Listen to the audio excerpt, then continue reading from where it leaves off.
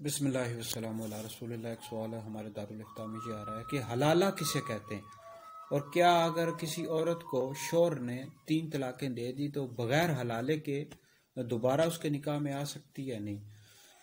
तो याद रखें हलाला किसे कहते हैं। हलाला यह है कि अगर शौहर ने अपनी बीवी को 3 तलाक़ें दे दी तो फिर यह है कि वो इद्दत गुजारेगी और इद्दत गुजार कर फिर वो किसी और मर्द के साथ निकाह करेगी, फिर वो उसके साथ जिमा करेगा, हम बिस्तरी करेगा, और फिर वो उसको अगर तलाक दे देता है तो फिर वो इद्दत गुजार कर यानी इस हिसाब का शौहर के साथ निकाह कर सकती है। इसको हलाला कहते हैं।